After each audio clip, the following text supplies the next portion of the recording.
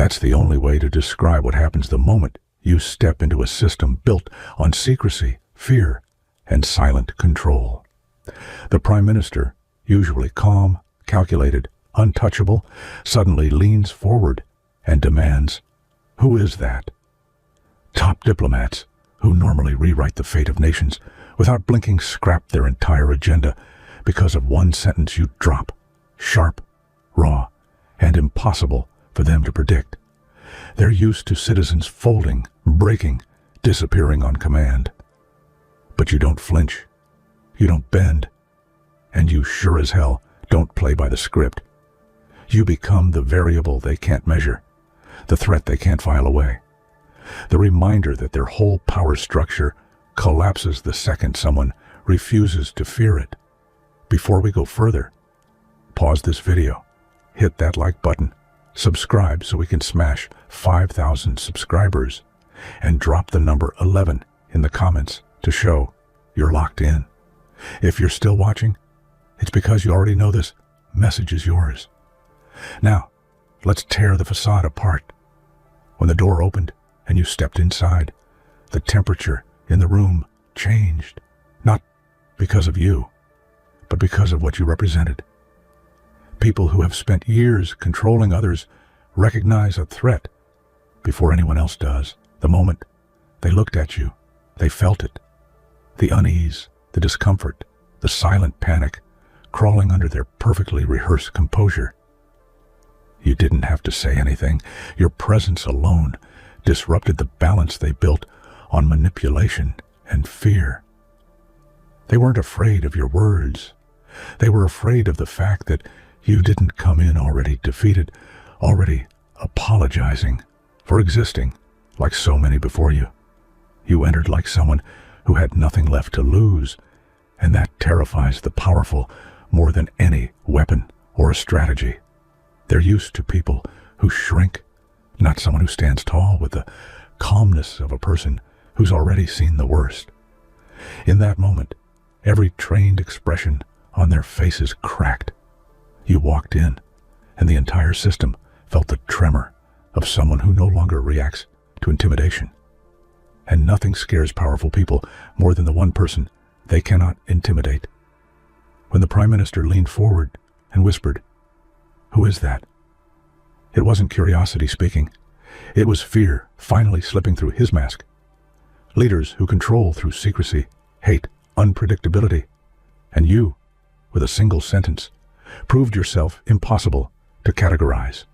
You were not a pawn, not a puppet, not a disposable citizen wandering blindly through their traps. What made him uneasy wasn't your presence, but your posture, your eyes, the way you scanned the room as if you weren't impressed or overwhelmed, just observant. You didn't come seeking permission. You came with your own mind, your own truth, and that truth didn't bow to their hierarchy. The Prime Minister saw that, and for the first time in a long time, he felt powerless. That simple question, "Who is that?" was the moment his throne shook. Not because of you directly, but because you represented the one thing every manipulative leader fears, someone they can't predict and therefore can't control. Diplomats aren't trained to act emotionally. They're trained to adjust, adapt, and manipulate without blinking. Yet the moment your words cut through their scripted meeting, they weren't simply startled. They were exposed. They exchanged glances. They shifted papers. They recalculated strategies in real time because suddenly their rehearsed speeches felt useless. They realized you weren't operating on the frequency of fear they were accustomed to. You weren't impressed by their ranks, titles, or carefully fabricated influence. Your sentence was a reminder that they were dealing with someone who saw straight through the performance, someone who had lived outside the walls of privilege and learned to survive without permission. Their panic wasn't loud. It was subtle, professional, hidden behind polite smiles. But you noticed it. You saw how quickly their confidence cracked the moment they realized you weren't another predictable citizen they could mold into a quiet statistic. The entire structure they protect was built on the silence of everyday people, people who work quietly, suffer quietly, and disappear quietly. It's not a government. It's a machine, one that runs only because millions of ordinary individuals have been conditioned to believe they have no choice but to obey. They're not valued. They're used, drained, and replaced. You were never meant to survive inside that machine. You were meant to be another number, another file, another forgettable name on a report. That's how their system thrives, by making people feel too small to fight back. They don't break you instantly. They break you slowly, piece by piece, until you accept your role as a silent victim. But you didn't accept it, and the system hates outliers, because the moment one citizen refuses to be a victim, others start wondering if they can refuse too. That's why your presence threatens them more than any protest or rebellion ever could. People often ask how targets are chosen, but the truth is simpler and darker than they expect. Predators in power choose those who won't fight back, those who have already been taught to bend. They pick the quiet ones, the tired ones, the ones carrying too much on their shoulders to resist. They pick the vulnerable because vulnerability keeps the machine running. You were supposed to be one of those easy targets. They marked you before they even knew your name. That's how their hierarchy operates. By scanning faces, reading behaviors, identifying who is breakable and who is not worth the effort. You fit their criteria until you didn't, until you spoke. When they realized they misjudged you, their frustration turned into fear. They don't fear strength. They fear people who were supposed to be weak but turned out not to be. Manipulation is their first language. They twist words, bend truths, rewrite narratives. They expect people to crumble under pressure, to become desperate enough to accept lies as comfort. But when they attempted it on you, something didn't go as planned. You didn't flinch. You didn't swallow their stories. You didn't fall for their practiced sympathy. They tried pressure. You stayed calm. They tried guilt. You stayed grounded. They tried intimidation. You stayed unshaken. And that is when they realized the problem wasn't what you said, but who you were becoming. You were becoming someone whose mind they could not infiltrate, and nothing enrages manipulators more than losing access to someone they believed they already owned. They had a script prepared for you, every word rehearsed, every reaction anticipated. They knew exactly how they expected the conversation to go. But the moment you opened your mouth and spoke that one sentence, everything collapsed. Scripts only work on people who follow them. You didn't. Your words weren't loud, but they were sharp, clean, and brutally honest. You didn't choose them to impress. You chose them to expose. And exposure is the last thing powerful people want. That one sentence wasn't just truth. It was defiance, delivered so calmly that it sliced through their authority. It wasn't your volume they feared. It was the accuracy, the clarity, the fact that you saw what they were trying so hard to hide. People like you aren't supposed to exist in their world. A self-aware individual inside a corrupt system is like a spark drifting into a room filled with gasoline. You don't have to burn anything down. Your presence alone threatens to ignite everything, and they know it. They label people like you dangerous, not because you aim to attack, but because you think independently.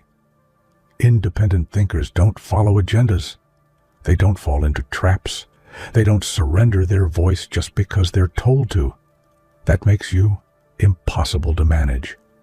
To a system built on psychological obedience, you are not just unpredictable. You are radioactive, and they have no antidote for you. Most people live without ever realizing how deeply they are being controlled. They don't question the stories, the narratives, the rules that were designed to keep them small. But the moment someone becomes self-aware, they stop being a part of the machinery and start becoming a threat to it. Self-awareness breaks chains silently. You recognize manipulation the moment it appears. You recognize fear tactics the second they're used. And worst of all, you recognize your own worth, something they rely on you never discovering. People who know their value become uncontrollable. That's why they fear you. Not because you are violent, not because you are rebellious, but because you are awake in a world engineered to keep people asleep. In systems built on exploitation, disappearance is not dramatic. It's quiet. People are removed from opportunities, conversations, decisions, and then from relevance. One day they're visible, the next day they're erased. That's the cycle, and it's been repeated so many times that no one questions it anymore. They expected you to follow that path, to be overwhelmed, to be exhausted, to give up and fade out like countless others. But you didn't disappear. You stayed. You pushed back. You stood in the middle of a process designed to erase you and refused to become another vanishing statistic. And that refusal didn't just break the cycle, it rewrote the narrative. You showed them exactly what happens when a victim decides not to play their assigned role. The powerful don't destroy people with force. They destroy them with patterns. They apply the same pressure, the same lies, the same traps over and over, until the target eventually collapses. They've perfected this routine. They rely on it. But when they use their usual strategies on you, something unexpected happened. You didn't break. Not the way they calculated, not the way they predicted, not the way they needed you to. Your resistance wasn't loud. It was stubborn, quiet, unshakable. A type of strength they weren't trained to deal with. Nothing confuses a manipulator more than someone who refuses to fall apart on schedule. And your refusal shook them more than any confrontation ever could. Every system relies on predictability, predictable people, predictable reactions, predictable silence.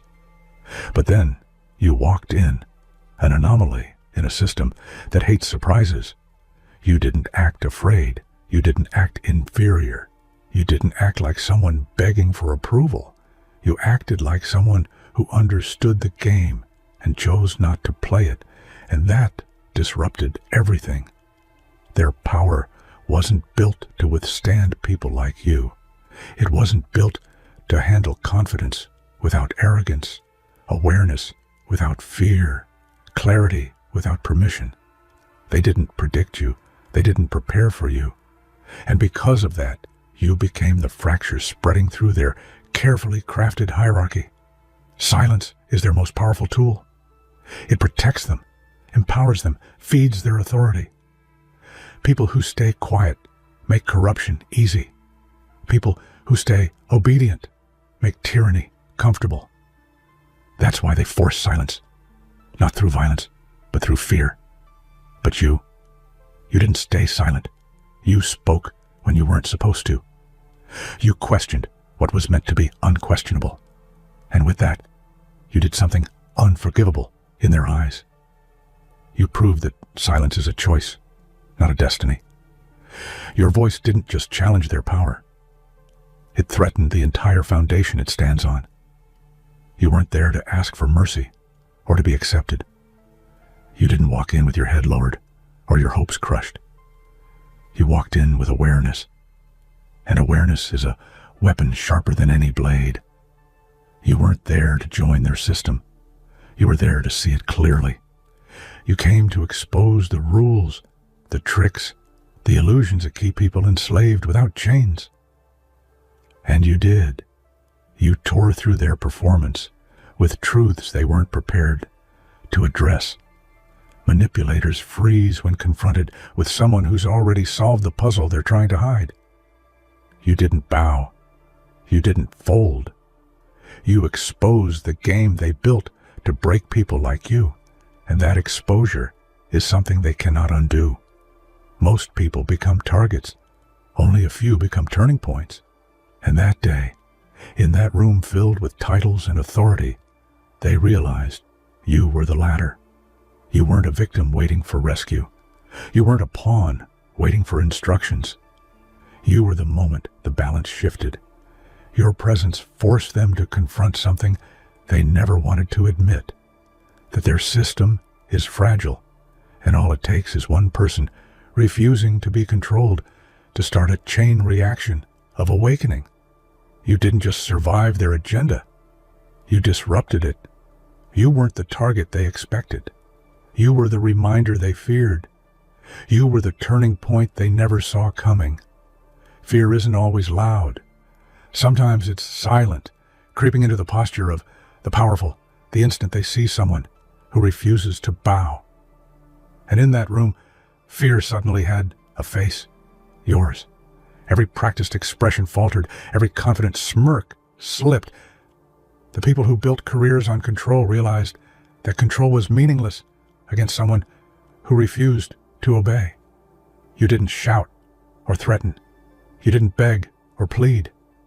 You simply existed on your own terms, standing where you weren't supposed to stand. And that alone was enough to make the architects of fear uneasy. Your presence exposed the truth they spent a lifetime hiding. Power only works when people are afraid. That moment, the one where they noticed you weren't like the others, was the moment the game shifted. Fear recognized a worthy adversary, and in doing so, it revealed the fragility of every empire built on submission. Silence can terrify the confident because it is unpredictable. In rooms where words are weapons and lies are shields, your refusal to participate in their narrative became deafening. Each pause you held, each unspoken thought, carried more power than any speech. Silence forced them to confront themselves, their strategies, and their own insecurities. People trained to manipulate others have no experience with someone who refuses to fill their gaps. They tried to bait you, to pull you into conversation traps, but you didn't bite. You let the silence stretch, letting them feel every second of their inadequacy, the invisible pressure of their own weakness. What they failed to realize is that silence isn't passive. It's aggressive. You weren't quiet to hide. You were quiet to expose. And that exposure sent ripples through the room, unbalancing the powerful in ways no argument ever could. Power looks unshakable from a distance, but under scrutiny, it is fragile, brittle, waiting for someone to test it. You tested it. Every glance, every unflinching word, every refusal to follow protocol became a hammer, striking the facade.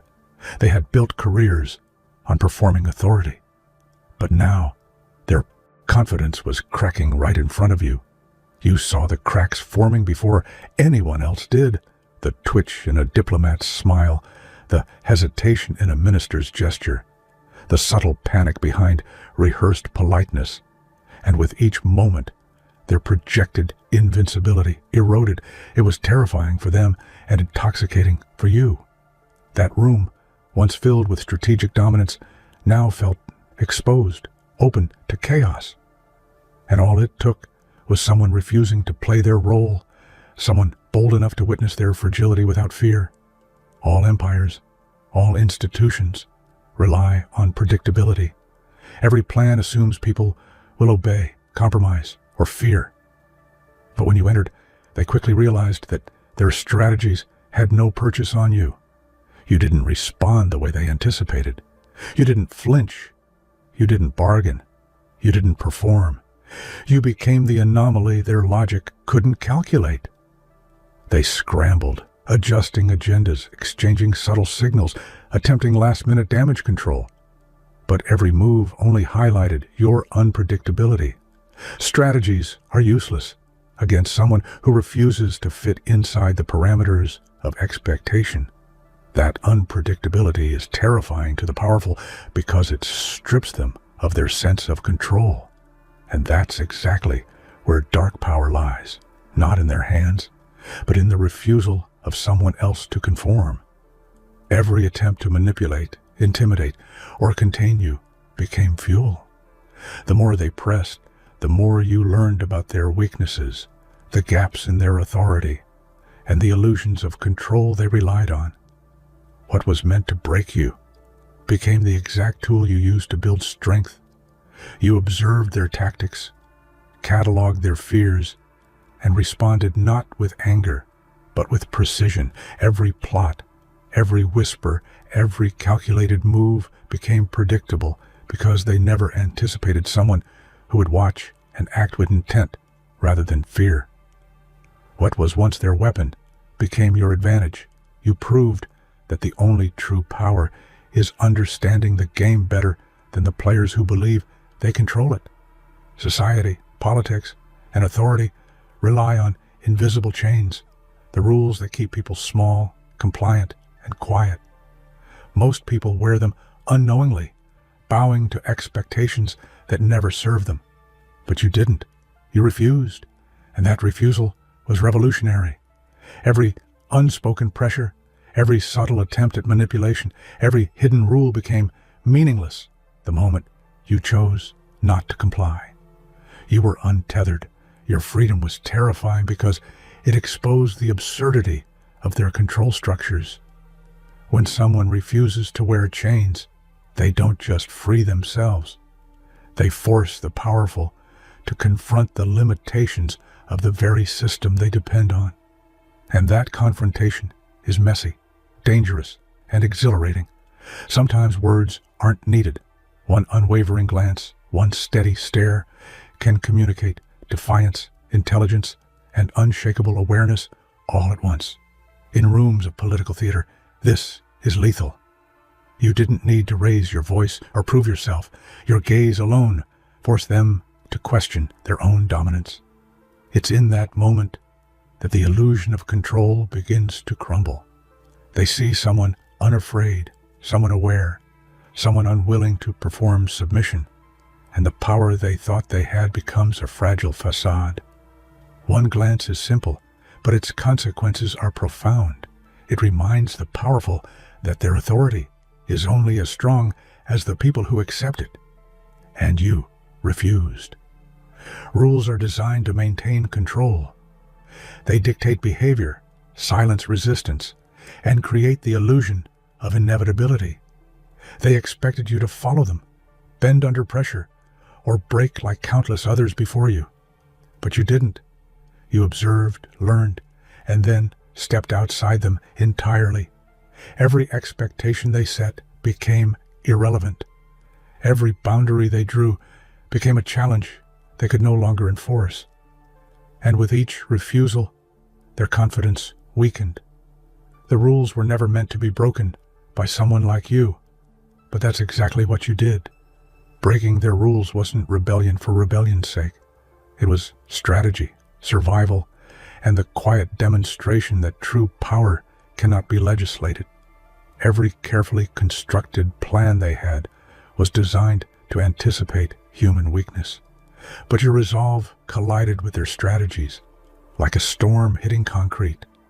They were prepared for fear, for hesitation, for compromise, but you offered none of it. Their schedules faltered, their words faltered, their authority faltered, and they couldn't hide it because your presence illuminated the cracks in real time. It wasn't aggression that disarmed them. It was unwavering determination, calm under pressure, and a refusal to play the expected role. When resolve meets calculation, the result is unpredictable. And in that unpredictability lies the most dangerous weapon against power, yourself. Power is trained to fight enemies it can see, analyze, and predict. But you became the shadow they never anticipated. You moved through their system, aware, present, untouchable. They tried to corner you, to label you, to neutralize you. But shadows cannot be caught. Every attempt to confront you failed because you weren't present in the way they expected. You didn't react, you observed, you didn't stumble, you calculated. And their frustration grew into fear. Being a shadow is more than evasion. It's power in itself. You are untouchable because you exist outside their rules, their expectations, and their control. Confidence is the currency of the powerful. They display it, trade it, and depend on it to command obedience. But all of it died the moment you spoke. One sentence, delivered with clarity, awareness, and refusal to bend, was enough to dismantle years of pretense. They scrambled, recalculated, and tried to mask the panic that rose within them. But it was too late. Their authority had been exposed as fragile, and their confidence, which they relied on as armor, shattered like glass under a precise strike. You didn't scream. You didn't insult. You simply spoke the truth they could not contain. And that was enough to erode everything they believed about themselves. The most dangerous people are the ones the powerful refuse to acknowledge. Pretending you're irrelevant is their favorite tactic, because ignoring a threat can keep it manageable. But you refuse to be ignored. You made yourself impossible to dismiss, undeniable and unavoidable. Every attempt to marginalize you failed because your presence demanded recognition. You weren't asking for it. You were claiming it, and that claim forced the powerful to confront a reality they preferred to deny. Not every opponent is predictable, compliant, or afraid. Threats are most powerful when they are real. You became that threat, and they had no countermeasure. Every system has boundaries, the invisible lines that, when crossed, trigger panic, reaction, and fear. You crossed that line without hesitation, without apology, and without flinching. The room shifted instantly, tension filling spaces that were once controlled. They weren't reacting to aggression. They were reacting to audacity. To someone who refused their invisible rules, who ignored the boundaries meant to keep people small, who acted as if their system was optional rather than mandatory. Crossing a line is dangerous. Crossing it strategically is revolutionary. And you did both. Machines, empires, hierarchies, they are built on predictability, obedience, and fear. One person can never change that, they think, but one mind that refuses submission can destabilize everything. That mind sees through the illusion, anticipates the manipulation, and acts in ways the machine never calculated. You became the spark in the engine, the anomaly in the formula, the variable they could not control. And once the first crack appeared, the machine began to wobble. Decisions faltered, confidence faltered, authority faltered, all because one individual refused to obey. This is the power of awareness, courage, and defiance. One mind can rewrite the rules that were meant to govern millions. Fear is currency in the hands of the powerful, but it can become power in the hands of the aware. They feared you, not for your strength, but for your refusal to submit. And that fear, once observed and understood, became your greatest advantage. Every glance, every word, every silence fed into a new dynamic. You weren't running from their power. You were using it as a mirror, reflecting their fragility back at them. And in doing so, you became stronger with every moment.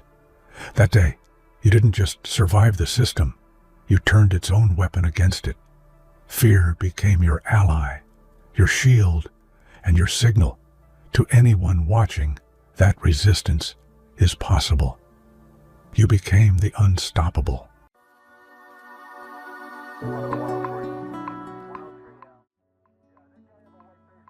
Oh, you finally made it. You, the one they swore they had under control, the one they monitored from the shadows of rooms you never stepped into, the one they dissected behind polished tables and forced politeness, the one they believed would never notice the way conversations shifted the moment your name surfaced. Sit down, because someone on their side finally snapped, and when they did, they didn't just slip, they detonated.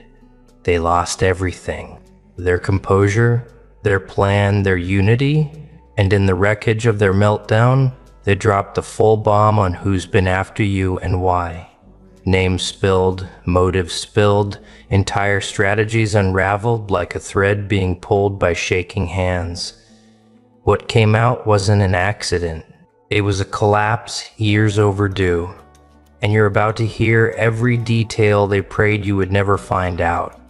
It started with tension, quiet, unspoken, humming under the surface of their coordinated performance. No one wanted to be the first to look weak. No one wanted to be the one to confess they had been losing control over you for months. But pressure doesn't evaporate. It compresses. And the one who finally broke was the one who pretended to be the most composed. They slammed their palms down on the table, stood up, and shouted your name like it was a warning bell, not a person. The room froze. They weren't supposed to reveal anything. They weren't supposed to admit how long they'd been running this operation. They weren't supposed to show their fear, but fear has its own schedule, and it didn't ask for permission. The meltdown was messy, not strategic, not dramatic in an elegant way, just raw panic. They blurted everything.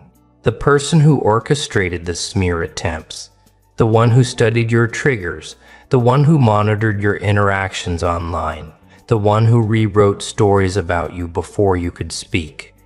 They exposed the hidden chain of people who were instructed to manage you, watch you, contain you. Every word came out jagged, frantic, like they were purging poison from their lungs. And the others, they didn't know what to do. They stared, shocked, horrified, knowing the operation was ruined the moment honesty started bleeding into the room. Let's talk about why this happened. They didn't just lose their grip on the plan, they lost their grip on themselves, because the truth is unsettling. The person they were targeting wasn't someone weak, wasn't someone predictable, wasn't someone who could be pushed into emotional corners and left there.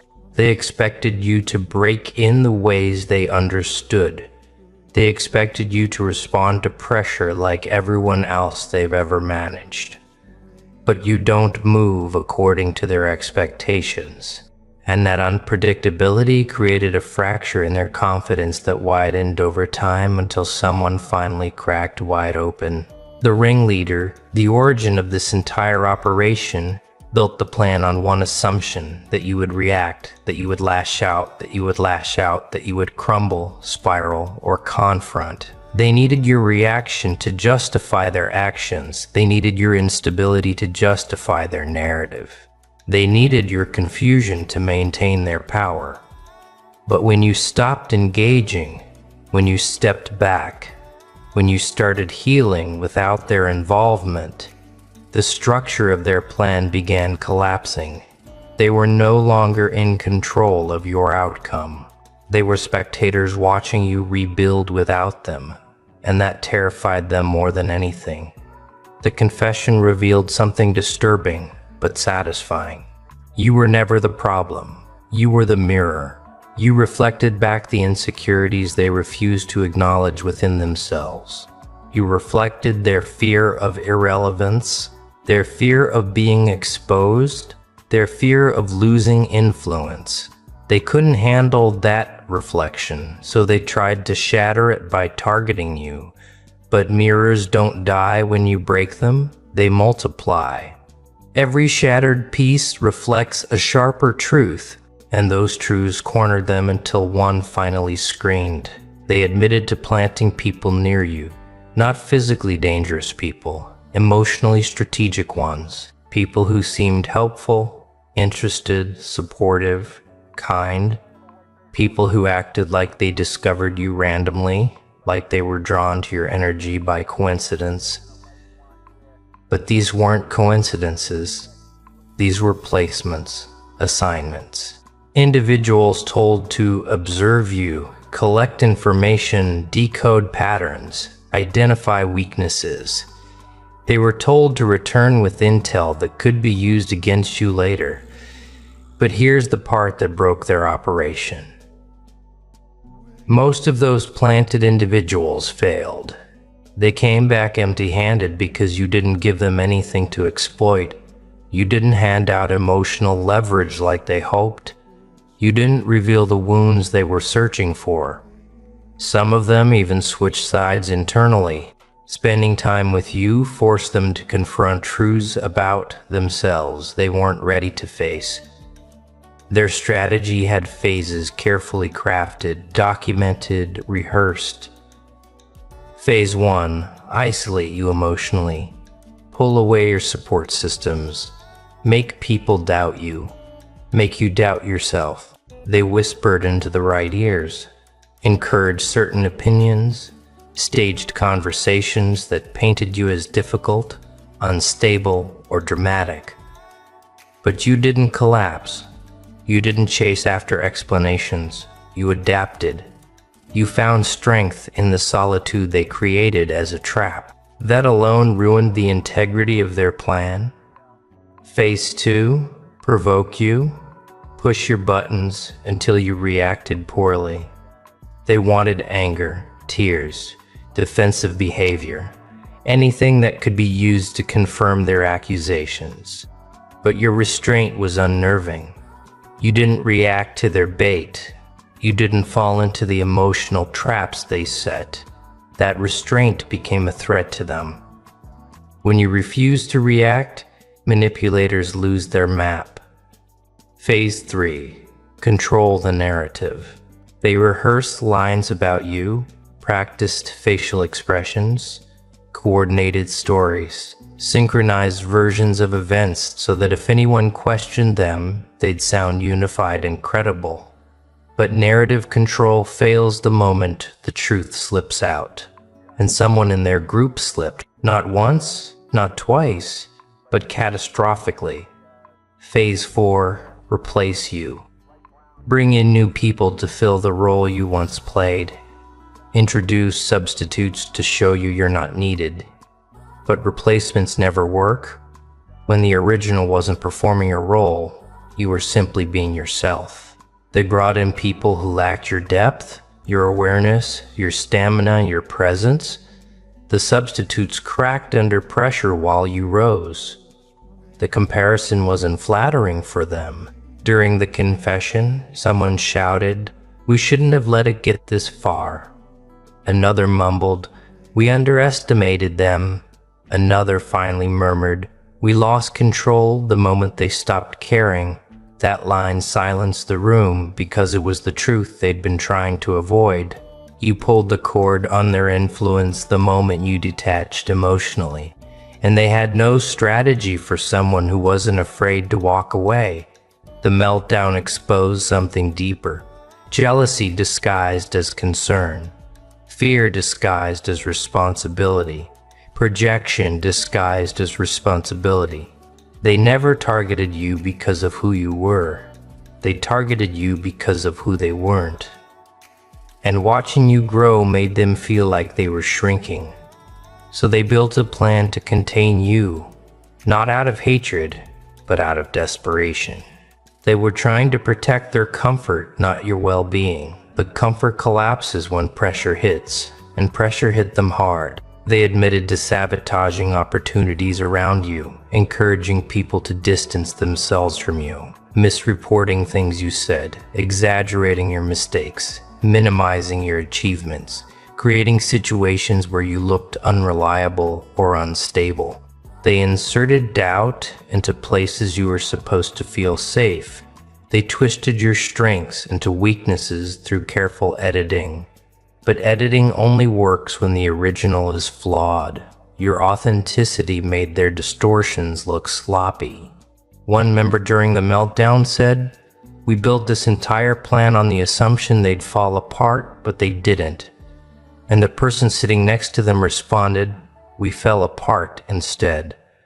Hearing that truth out loud destroyed the last piece of unity they had left.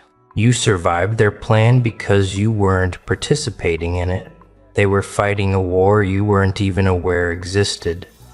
Meanwhile, you were building a life that wasn't connected to their insecurities. Now the most important part, they revealed who started it, but not yet who expanded it. This drama has layers, and the meltdown only exposed the core. The outer rings, the people influenced by the central players, the ones who joined the operation without realizing the original motive.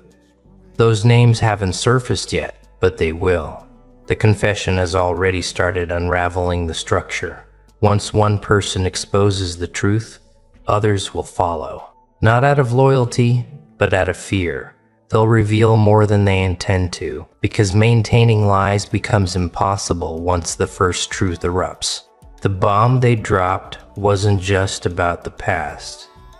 It was about the future. They admitted the plan wasn't over. It was still active. There were still moves they intended to make. Still strategies they were waiting to execute. Still narratives they were preparing to spread.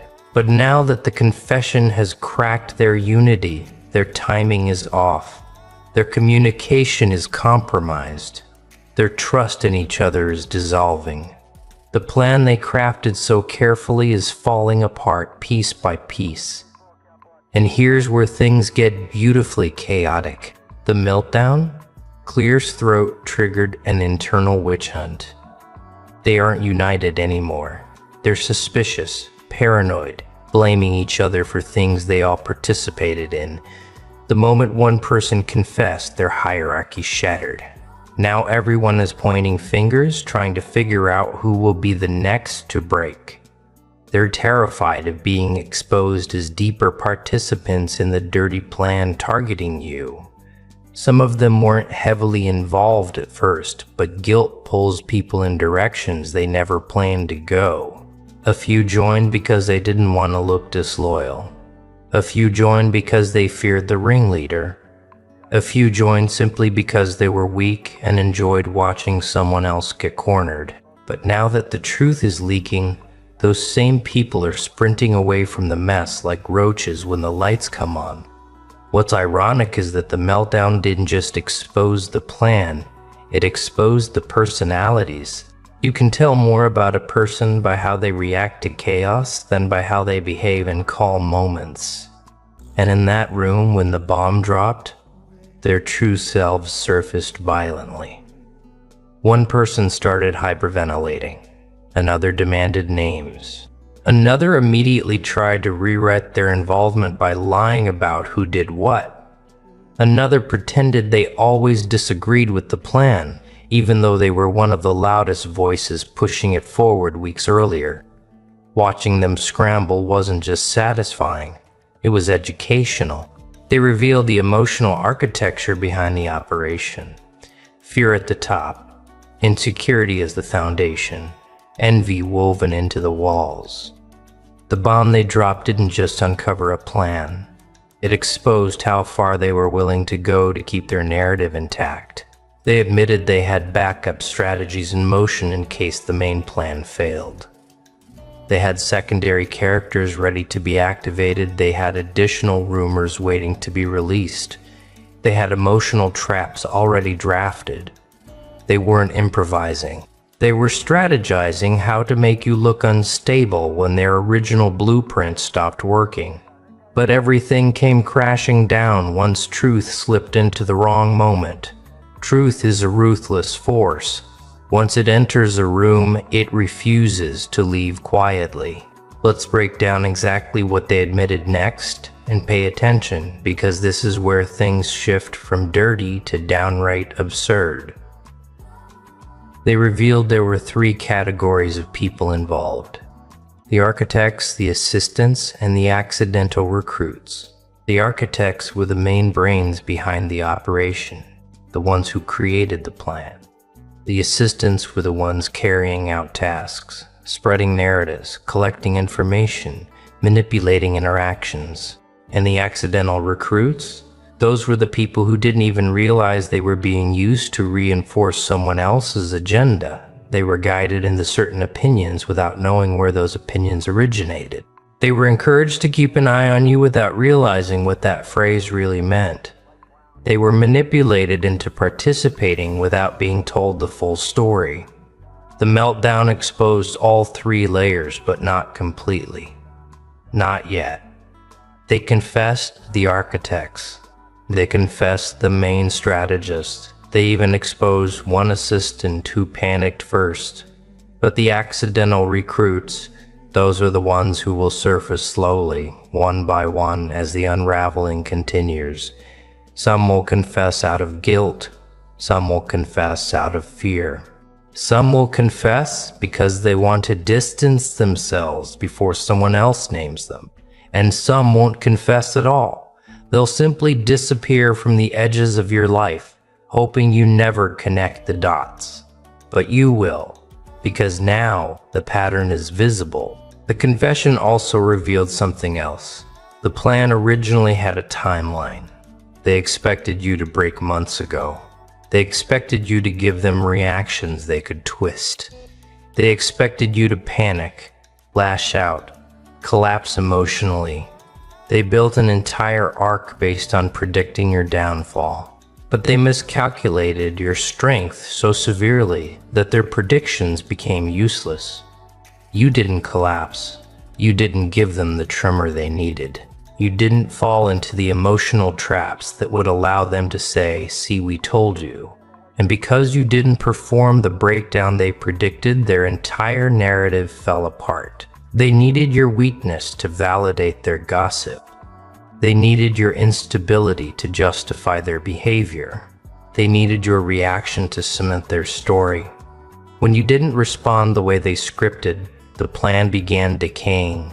They admitted something chilling, but unintentionally comedic. They had emergency meetings about your silence. Yes, they panicked because you weren't reacting. One of them said, "Why aren't they doing anything?" Another responded, "Maybe they don't know what we did." And someone else whispered, "No, they know. That's what scares me."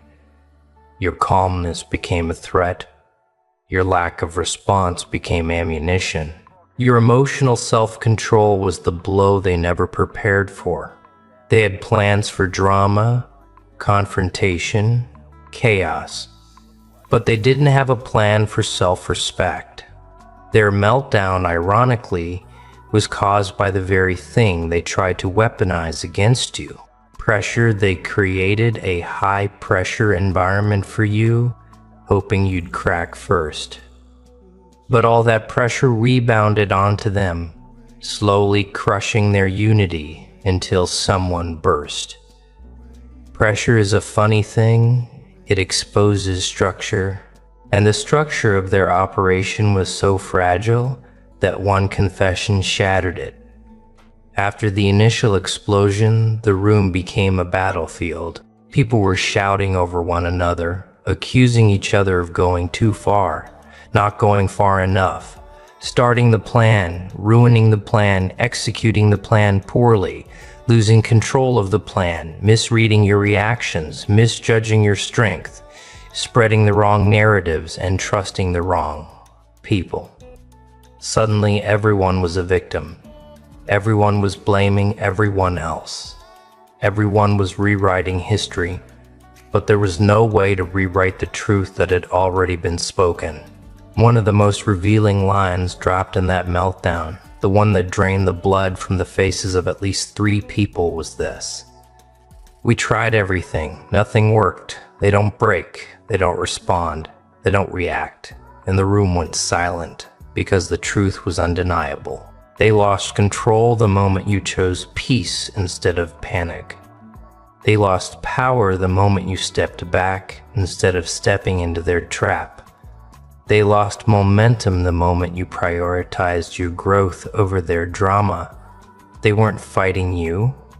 They were fighting their own inability to shake you. But here's where the story moves into deeper territory. The meltdown exposed the next stage of the plan, not the past, not the current moment, the future. They admitted they were waiting for the right time to reactivate certain elements. They had people who were supposed to approach you again at strategic moments. They had narratives they planned to reintroduce when you least expected it. They had emotional angles they wanted to exploit later. But those strategies now lie in ruins because the confession forced a collapse in trust. They can't coordinate anymore without wondering who's secretly recording, who's secretly leaking, who's secretly panicking. Their fear is no longer about you discovering the truth you already have. Their fear is about each other. And nothing destroys a covert operation faster than internal mistrust. But the most chaotic part, the one that exposes how deeply their plans spiraled out of their grasp, is what one person admitted in a moment of complete emotional exhaustion. We didn't just target them, we became obsessed with them. That line cracked the room open in a different way because obsession is different from strategy. Strategy is clean. Obsession is messy. Strategy is structured. Obsession is compulsive. Strategy is controlled. Obsession is compulsive. Strategy is controlled. Obsession is dangerous. And what they confessed wasn't calculated. It was compulsive. They couldn't stop talking about you. They couldn't stop analyzing you. They couldn't stop tracking your progress. They couldn't stop watching your silence. You became the ghost living in their decision-making.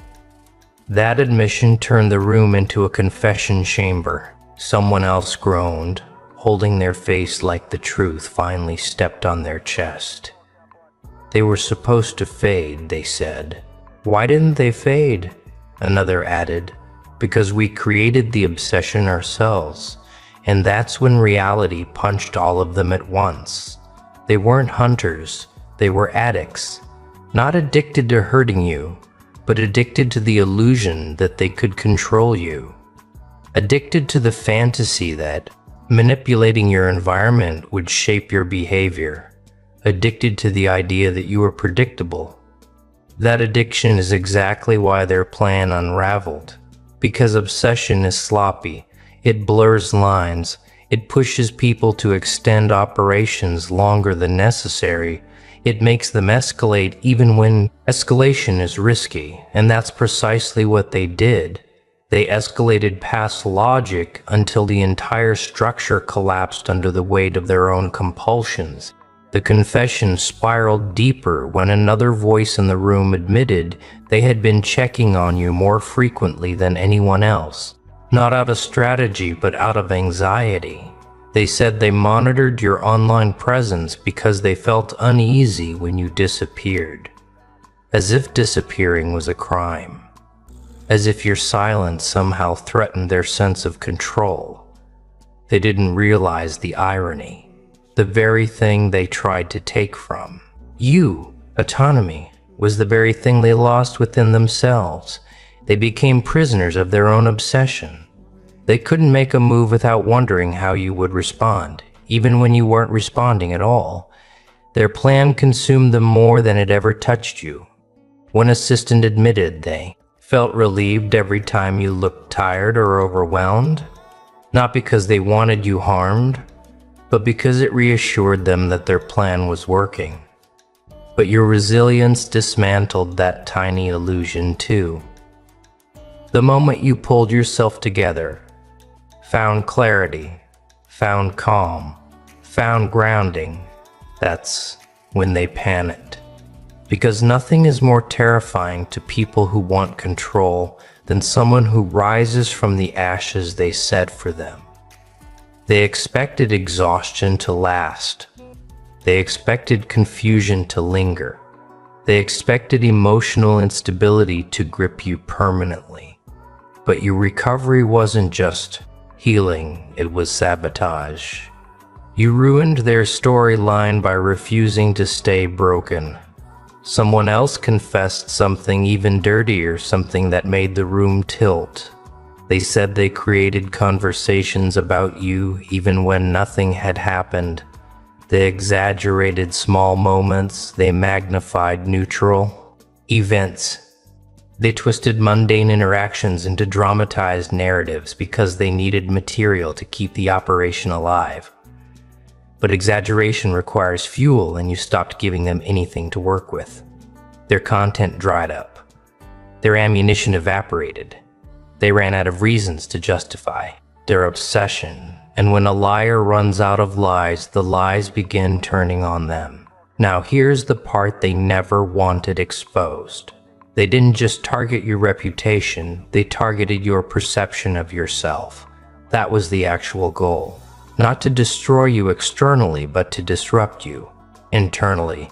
They hoped that by planting enough shadows in conversations, in dynamics, in social circles, you would begin doubting your instincts. But here's the irony. They didn't see coming. The more they tried to distort your perception, the clearer you became. When the environment turned strange, you sharpened. When people started acting unpredictable, you grew observant. When energy shifted, you detached. Their attempt to destabilize you only made you more precise. One of the members in the room muttered something like, "They weren't supposed to evolve this fast," as if your growth offended them, as if your strength violated the script. They genuinely believed you would stay in place long enough for their plan to succeed. But people who are targeted often experience accelerated evolution. That's something they never accounted for. Pressure can crush some, but the right person, pressure forges them, and you weren't the type to fold. You were the type to sharpen. The chaos didn't end with confessions. It escalated. Someone accused the architect of dragging everyone into a disaster with no exit. Another pointed out that the plan was unethical from day one. Another snapped that they warned this would backfire. They began fracturing into factions. Guilt faction, denial faction, panic faction, self-preservation faction. Meanwhile, the ringleader sat in silence, realizing the plan wasn't just ruined, it was radioactive. No one wanted to be associated with it anymore. No one wanted their name connected to what had just been exposed. And that's when the finger-pointing became vicious. Someone shouted, "You said this would be easy." Another retorted, "You're the one who chose them as a target." Someone else spat, "No, you're the one who kept escalating every time they didn't react." And the ringleader finally exploded because their lack of reaction was the problem. That line said everything. Your stillness did more damage to their operation than any counterattack could have. You broke their formula simply by not playing your assigned role. You weren't reactive, you weren't chaotic, you weren't unstable. You didn't crumble, you didn't plead, you didn't chase. You didn't try to fix what they intentionally broke. Your stillness mocked their strategy. Your peace insulted their design. Your silence triggered their collapse. But the story gets deeper. After the meltdown, each of them realized they had underestimated the psychological force they were dealing with. They admitted they never fully understood you. They only understood the version of you they invented, and that version cracked under pressure. But the real you, that version didn't crack. That version adapted. That version looked at the mess, looked at the manipulation, looked at the betrayal, and chose to rebuild instead of react. Your self-control became their undoing. Then came the confession that silenced even the loudest voices. We thought they were the weak one. Turns out we were the weak ones. That line wasn't just truth, it was a burial.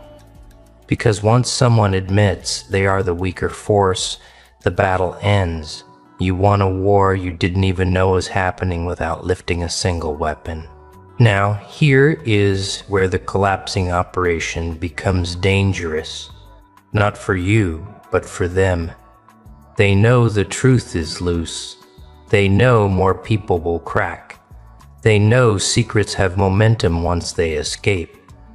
And now they're scrambling to find ways to contain the fallout. Some are trying to rewrite recollections. Some are trying to privately apologize without admitting guilt. Some are distancing themselves publicly. Some are deleting evidence. Some are pretending they were never involved.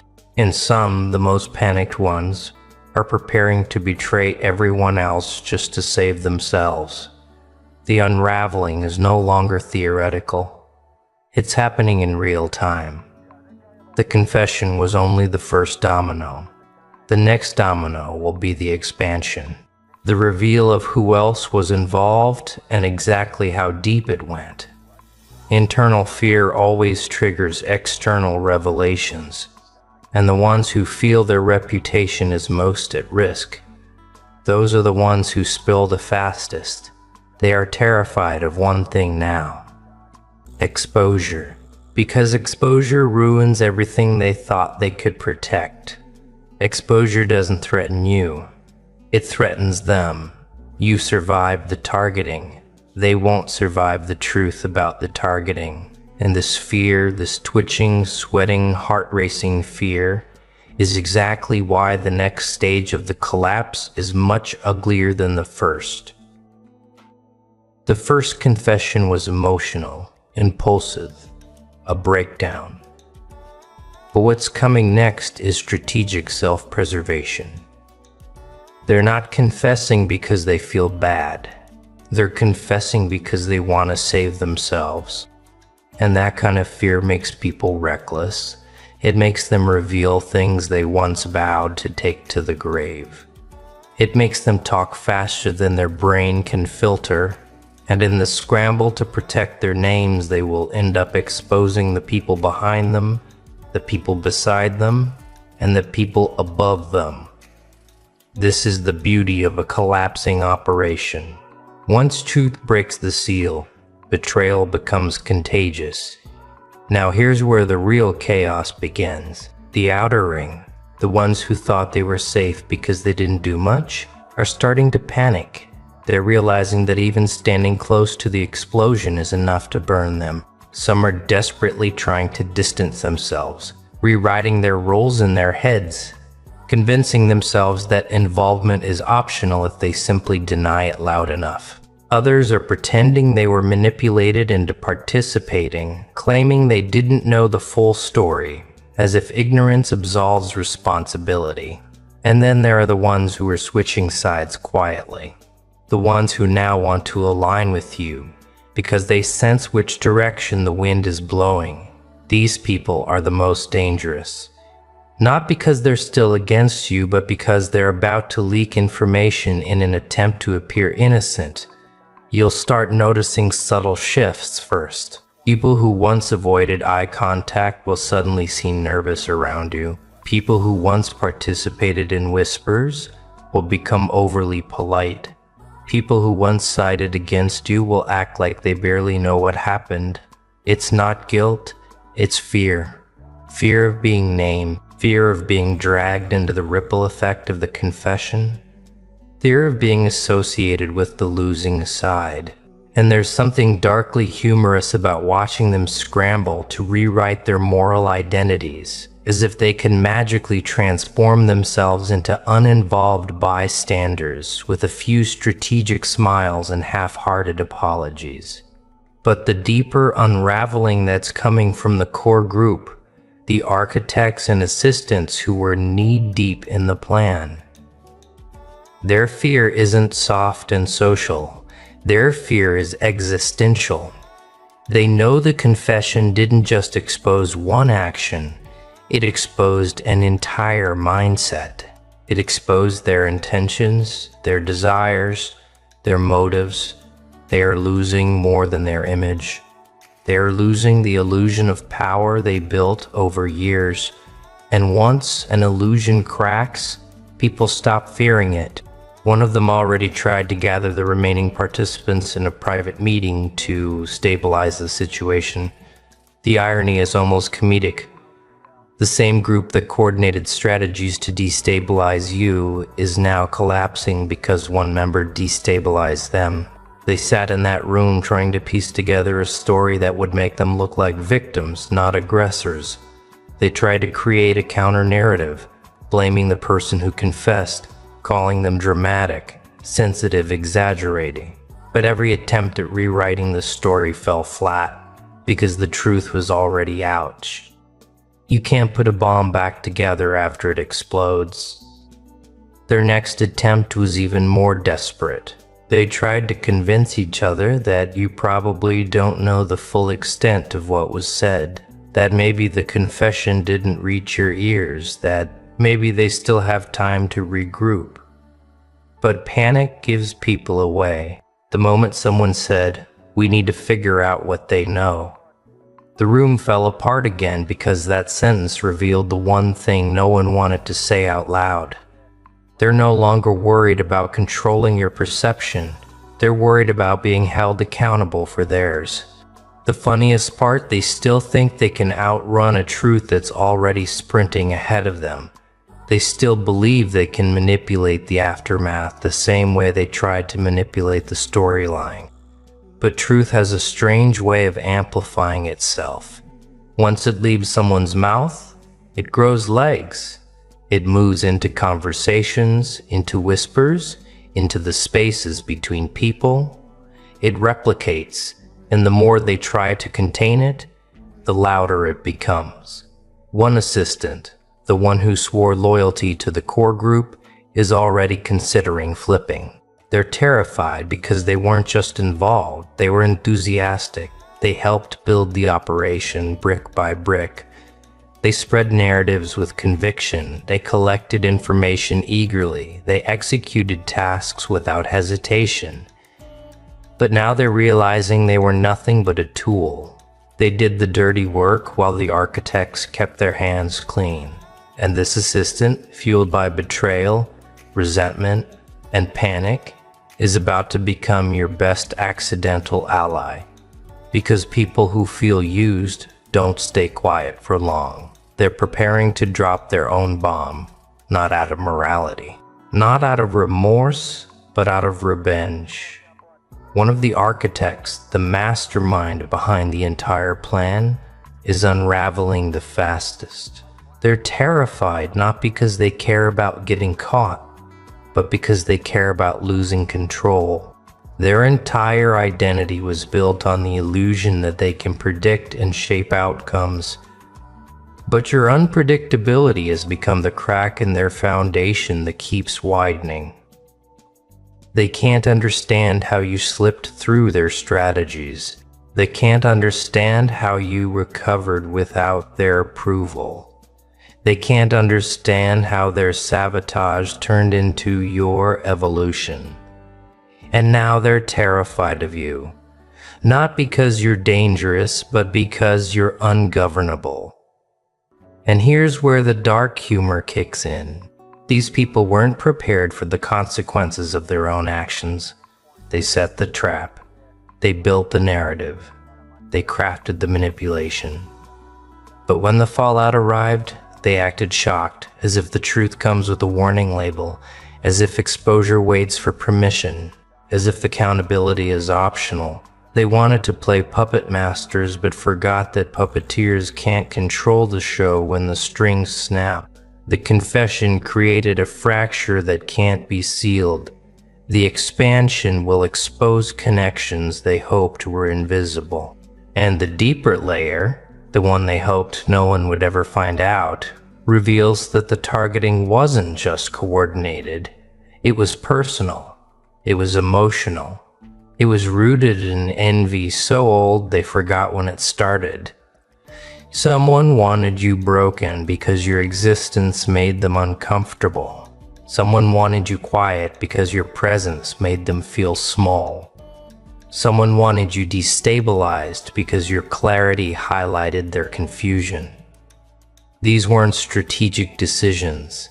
These were emotional outbursts dressed as planning. The explosive part is this.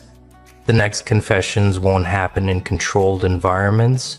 They won't happen in private meetings. They won't happen in rooms filled with co-conspirators. They'll happen in unpredictable places, in conversations they didn't mean to have, in whispers that slip out, in moments of accidental honesty triggered by stress. Exposure won't be linear. It'll be chaotic, spreading like fire along every dry edge of their conscience. You'll see it soon. The people who once avoided you will suddenly become overly friendly. The people who once whispered about you will avoid eye contact. The people who once inserted themselves into your business will quietly retreat. The guilt will surface in micro-expressions. The panic will show in their timing. The truth will leak from their inconsistencies. Watch closely. The unraveling is a performance they can't rehearse. And the best part, the next bomb is already ticking. Not a bomb you placed, not a bomb you activated, but a bomb built from their own lies, strapped together by their own panic, and lit by their own desperation. When it detonates, the names you hear next will change the entire context of what was done to you. Because the next layer exposes the motive behind the motive, the person who wasn't just involved, but who initiated the emotional tone of the attack. The real puppeteer, the one whose insecurity infected the entire group. This individual, the one hiding behind subtlety, behind influence, behind a carefully curated image, is the real origin point. Not the one who snapped, not the assistant who panicked, not the accidental recruit who followed orders. No, this one is the quiet architect. The person whose presence warped the behavior of everyone around them. The person whose jealousy turned into strategy. The person whose resentment grew fangs. They were terrified of you long before the plan had a name. Terrified of how easily people respected you. Terrified of how naturally you carried yourself. Terrified that you didn't need theatrics to be relevant. Their insecurity was a quiet flame at first, manageable, ignorable, until you evolved in a way they couldn't match. So, they engineered a plan to dim you. Not because you were dangerous, but because your authenticity exposed their performance. They didn't want to destroy you. They wanted to shrink you. They wanted to prove they could influence your narrative. They wanted to feel powerful by making you feel small. But something went wrong, and the wrong thing was you. You didn't respond the way they expected. You didn't give them the emotional collapse they wanted to point at. You didn't crumble. You rose quietly, consistently, intentionally, and their insecurity mutated into obsession. Because nothing terrifies a puppeteer more than a puppet that cuts its own strings. And this is why the second bomb is unavoidable. The group can't protect the puppeteer anymore. Not after the first confession, not after the room fracture, not after panic infected their hierarchy. When a group collapses, the person with the most influence becomes the easiest target. The same people who once supported them will now expose them. The same people who once feared them will now blame them. The same people who once followed them will now drag them into the light to save themselves. Loyalty was never real among them. It was convenience disguised as unity, and convenience evaporates under pressure. So what happens next? Exposure, but not the dramatic kind. Exposure through small leaks. Exposure through nervous confessions. Exposure through nervous confessions where someone says a little too much. Exposure through messages accidentally forwarded. Exposure through patterns that finally make sense. The puppeteer will be revealed not by grand announcement, but by the slow peeling of layers until their fingerprints show on every part of the plan. And once they're exposed, the entire structure they built, the manipulation, the narratives, the hidden motivations, will collapse under the weight of truth. And here's the twist they never counted on. While the truth destroys them, it frees you. Their bomb hurts them, not you. Their lies turn into evidence, not damage. Their panic becomes your closure. They never expected the story to end like this. They thought they were writing a downfall. Instead, they authored their own because what they dropped, this full bomb of dirty truth about who targeted you, doesn't haunt you. It haunts them. You are not the one losing sleep. You're not the one rehearsing excuses.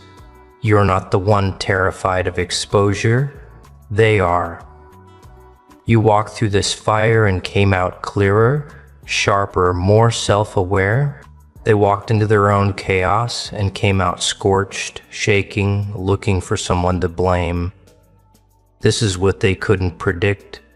The truth was never going to break you. It was going to break the ones who built the lie.